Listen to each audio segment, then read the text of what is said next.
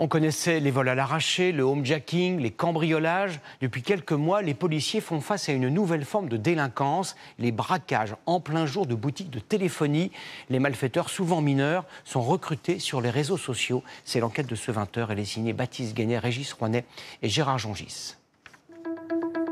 10h30 du matin, cette boutique de Versailles vient d'ouvrir ses portes. Lorsqu'un homme, casque sur la tête, entre à l'intérieur, immédiatement, il sort de son sac une arme de poing, la braque sur les clients et les employés avant de les emmener vers la réserve. Fébrile, il va perdre le chargeur de son arme sur le chemin avant de le ramasser quelques secondes plus tard. Pendant ce temps-là, son complice, lui, surveille l'entrée.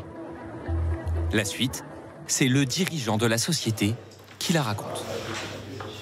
Il pousse tout le monde dans cette arrière-boutique et il menace le directeur de magasin en disant « dépêche-toi de remplir mes sacs ». Et il a vidé l'intégralité de notre stock. Le butin, c'est 98 000 € en moins de 5 minutes. Les braqueurs ont emporté les téléphones et les montres connectées, laissant de côté les ordinateurs trop encombrants.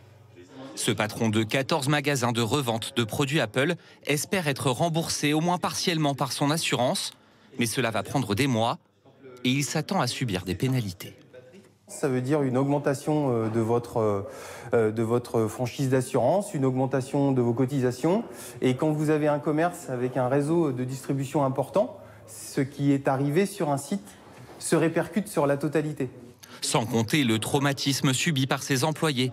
Maxime était présent lors du braquage.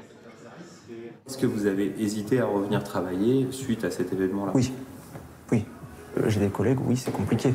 C'est une porte qui s'ouvre trop vite, une porte qui se claque trop vite, quelqu'un qui vient, qui rentre avec un casque. Ça fait paniquer. Moins sécurisés que des bijouteries ou des boutiques de luxe, les magasins de téléphone sont devenus une cible de choix pour les braqueurs. Les smartphones sont de plus en plus chers et peuvent être facilement revendus, parfois à moitié prix, sur les réseaux sociaux ou à des magasins peu scrupuleux. Depuis quelques années, les enquêteurs de la brigade de répression du banditisme de Versailles observent une ubérisation de cette forme de criminalité. Des jeunes très souvent mineurs, parfois 14 ans, 15 ans, qui vont être recrutés sur les réseaux sociaux et qui vont se mettre au service d'un commanditaire. Parfois même, lorsqu'ils vont répondre à une annonce sur les réseaux sociaux, ils n'ont pas forcément connaissance du lieu qui vont les braquer, ni même du braquage qu'ils vont aller faire. Des criminels peu expérimentés donc, et qui commettent souvent des erreurs. En s'attaquant à cette boutique, dans un centre commercial, les auteurs se sont retrouvés nez à nez avec les vigiles.